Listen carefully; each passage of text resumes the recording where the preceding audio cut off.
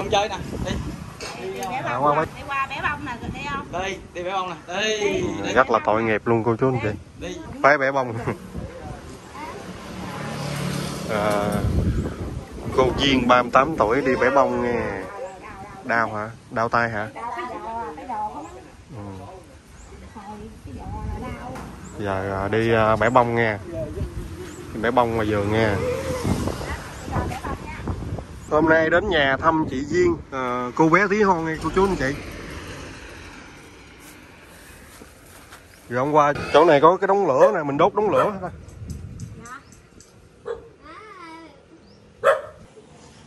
Chị gái 38 tuổi. Cô bé tí hon xinh đẹp. Xin chào cô bé tí hon. Bé Tiểu Ly thì cũng nay bạn áo hồng đẹp quá ha. chưa là xây xích với Tiểu Ly vậy. Bỏ xuống. Nay quen phải không?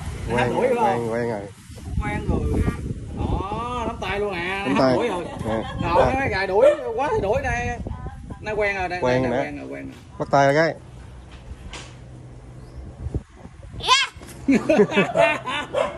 Thôi, đây lạ nè, đuổi rồi nha. Đây lạ này đừng cho là nhà. Thấy không? Con quen đó. Kiểu còn hơi sợ chị. Giỡn nhưng mà kiểu hơi sợ. Dẫn lên nhà chơi được. Dẫn lên nhà cô Duy, đi lên nhà thăm nhà đi. Đi cho lên nhà đi mà. Cho lên nhà chơi ơi. Ôi trời rồi.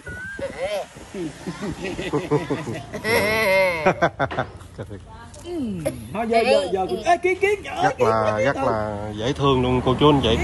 Chạy. Nhưng mà chị cũng hơi cảm xúc á, là lớn tiếng rồi không chịu luôn cả nhà. Bỏ cái kiến rồi, mẹ lên nhà đi kiến không ạ? Hết pin luôn. Đây là nhà của ba mẹ của chị Duyên tí hon nha cả nhà. Nó bay chút kìa. Ngôi nhà này. Đây nè, nó bay cái này. Ủa, cái này đợi cát đó. Còn nhà bên đây là của ai chị? Của người em thứ tư ha. Chấm nước cho hết tay à. Cái này hả? Chào cái nào? Cái này hả? Vậy, cái nào? Cái nào? Đâu? Là sao? Bông gách gì hả? Đi ơi, cho ly cái đầu ly. Lên chị cho màu nhà. Thôi không chịu lên thôi. Thì chị không có nói chuyện được nha cả nhà. Có lúc nói được nhưng mà được có 1-2 câu thôi. Rất là tội nghiệp nha cả nhà.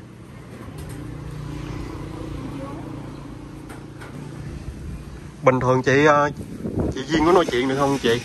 Dạ. Chị Duyên có nói chuyện được không? Bình thường á. Vậy hả? Nhưng mà mình nói cái gì là chị biết ha. Nhầm đi biết, nhầm đi sao?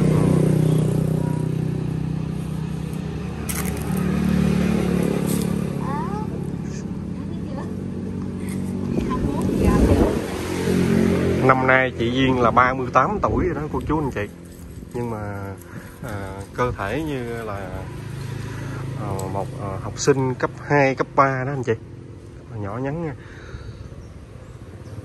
Thì cái thông tin đó thì cũng như vừa qua bé Tiểu Ly á, thì có mấy anh em cũng đang xem những video mình cũng nói là so sánh nếu mà chiều cao khoảng 8 tấc á thì như vậy là có thể là xê xích với bé Tiểu Ly và cái trọng lượng. Nếu 20 kg là cũng bằng như bé Tiểu Ly vậy đó. Đảo cỡ rồi chứ không có lên. Lúc nãy chị nói hôm qua là chị Duyên khóc hả? Sao mà 2 đêm nay rồi đêm nào khóc hết trơn, khóc con giấc rồi. Bữa 2 giờ kia khóc hoài, đêm nào 2-3 đêm nay không biết gì. Sao khóc, sao tối khóc vậy? Ăn em ngủ không được em mà. Vậy đó hả? Ăn ngủ là bình thường ha. Dạ. Quýnh nha. Nắm tay đi mà, nắm tay là cái này. Có bữa nào bệnh đó là biết kêu nữa đó. Ủa cái này sơn móng tay hay vậy hay là Nó lấy màu sơn đó. Quên nữa, có một khán giả cũng nói là mua như là sơn móng tay nè hoặc đồ trang điểm á, để mà cho cô Duyên có thể là thích bên đó đó.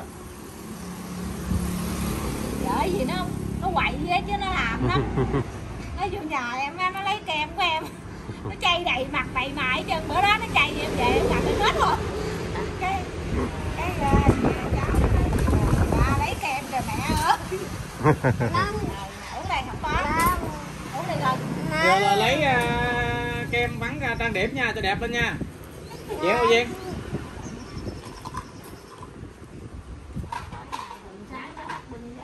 Tối bình vô. Cầm Uống đi con. Ở đây mày cất ở đây nè, ở đây có không nè. Đó, thì đi bẻ bông nè, thích đi bẻ bông nè. Phải bông lắm.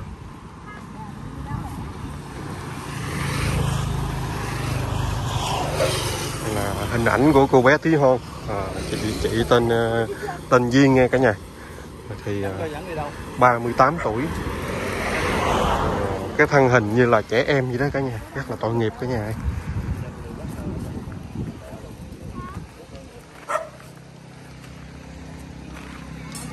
Đấy, lụm trái cây. Chị chung là rất là dễ thương cả nhà. Không có khi mà khách tới nhà chị cũng vui vẻ đùa giỡn cả nhà. Nhưng mà có điều hơi nhạy cảm là nói lớn tiếng là khóc nha cả nhà. Vẫn bẻ bông hả chị? Bông gì đâu chị ơi. nắng mà. Sao không? Thấy chưa? Thôi đừng có chọi nha.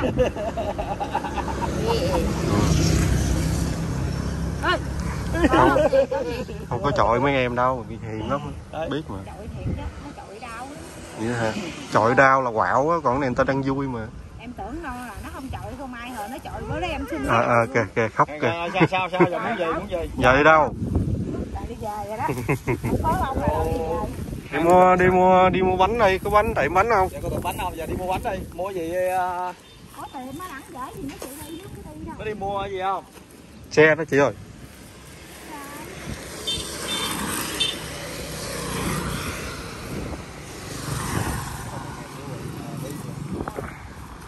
Cái chân của chị đi cũng hơi đau cả nha. Thì người dẫn chị đi là người chị ruột của Duyên. Thì chị chăm sóc em mình cũng từ lúc mà bệnh cho đến ngày hôm nay. Một cái tình cảm gia đình rất là quý cả nhà.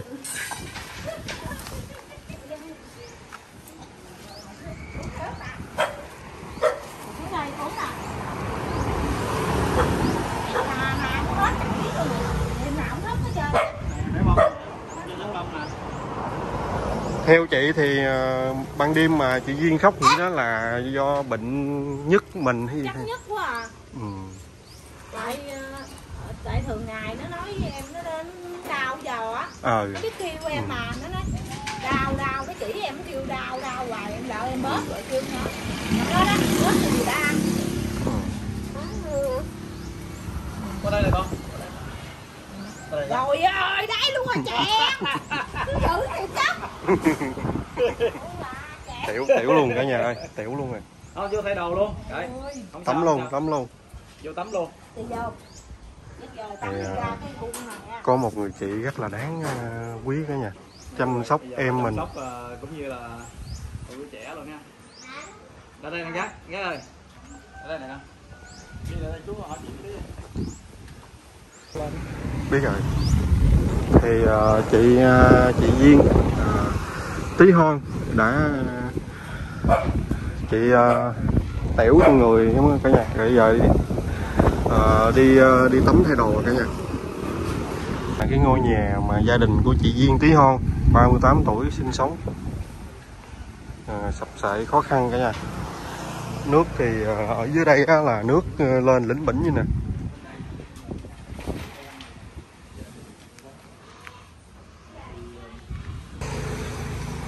Sau khi đi tắm xong rồi rất đẹp gái nha.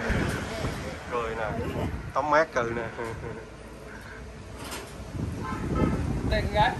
Sau khi tắm xong rồi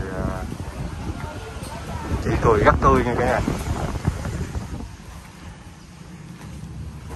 Nè, cho con nè. Con tên gì? Tường Vi con học lớp mấy rồi? Lớp 4. Để hỏi nó thử rồi. Hỏi đi. Hỏi đi con, hỏi đi.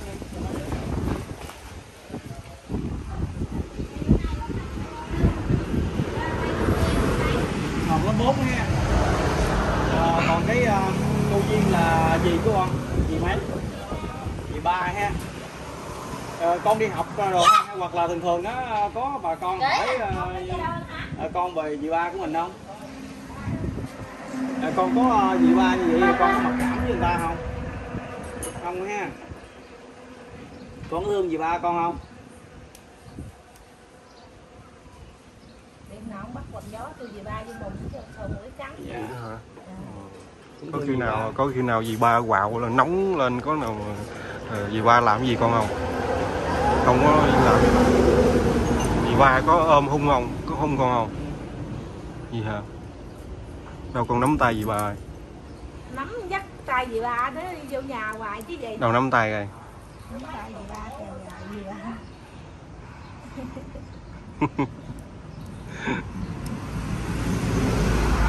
Thấy vậy chứ bệnh cháu lắm đó.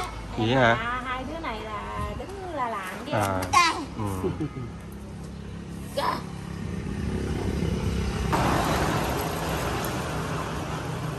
hai đứa gái. Dạ. Hai thằng trai. Hai thằng trai. Thằng lớn với thằng nhỏ hả?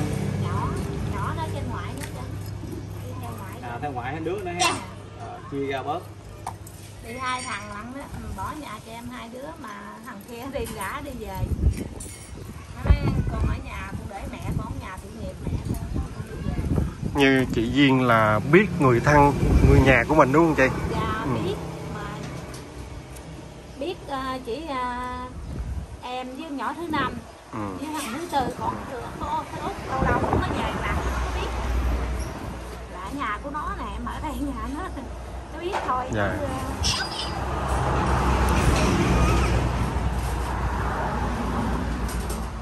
Thì trong cái cuộc sống đó, thì cũng có bà con hỏi là như vậy là chị của cô Duyên á là làm cái gì, là như làm nghề gì á? Em đặt hột điều không à? Đặt hột điều mướn cho người ta vậy đó, đặt rồi như lấy về chục ký đặt đâu lặt nhanh thì 3 ngày là em giao đã đẳng rồi, giao được 5-6 ký 6-7 ký gì đó là được 60-70 ngàn là 3 ngày vậy đó. Chứ giờ em ở đây em làm là gì giờ sống. Con thì hai đứa đi học lớp mặt không ra tiền, nó đâu có tiền gì đâu mà để em làm chỉ có làm một điều thôi chứ có làm đi thì miễn đi làm này kia thì bỏ đi ở nhà thì tội nghiệp lắm. Đi ra đi vô sáng em đi về ở ngoài nắng em bắt đi vô em chưa vô năn nỉ mới đi vô. Vậy đó hả? Dạ. Chắc đi tắm nắng mà. Ở này thấy đi ra ngoài đó ngồi, cỡ này ít đi vậy đó. Ở chảnh là đi dữ lắm. Nhà cũ á, đi tuốt ở dưới này. Gì đó hả? Ở năm dẫn đi về. Dạ. Bây giờ em về đây em ở là không có cho đi. Dạ. Em ở đây luôn là em không cho đi đâu chứ em kêu ở nhà. Đó lợi dần không? Quen đó, ngồi sát luôn á. Ngồi sát luôn mới chịu nha. Quen đó. Quen mình.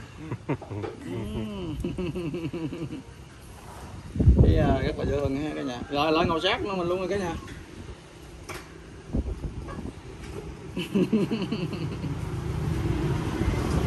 Thì, rất là tội nghiệp với cô chú anh chị. Cà dỗ luôn kìa. Hôm trước lại thì còn thấy là lạ, hôm nay là quen nghe cả nhà. Chị Duyên là mến cái anh YouTuber này luôn cả nhà ơi, đeo luôn rồi.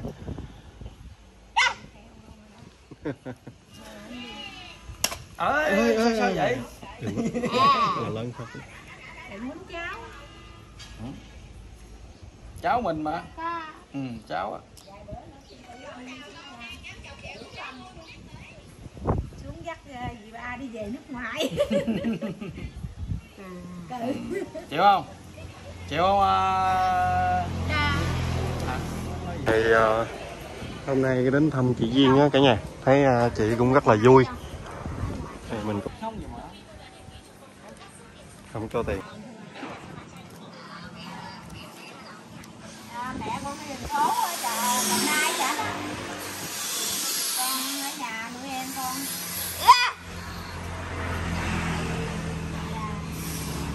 Làm mà không thất nghiệp vào mấy tháng nay không có bằng nhiều cái con ở chợ đó. Có thằng em đó.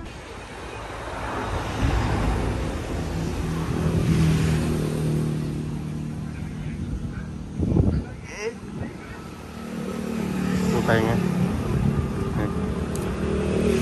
Cho tiền mình nghe cả nhà nè. Quen rồi đó. Mình nghe là má mày đấy nghe cả nhà. Đây. Này. Này.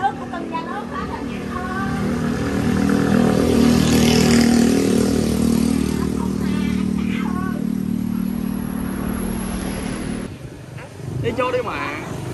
Cho tiền ơi. Nè khoe mình nè, khoe mình nè. Nắm tay, nắm tay. Nắm tay, nắm tay. À, nắm tay, nắm tay.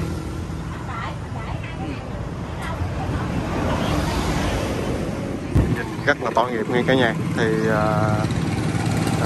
đến đây thì em cũng tạm kết thúc video. Thì cô chú anh chị thương thì hãy cho em một đăng ký và chia sẻ. Chị Duyên, máy bay đi, máy bay nè. Máy bay gì nè. Biết chơi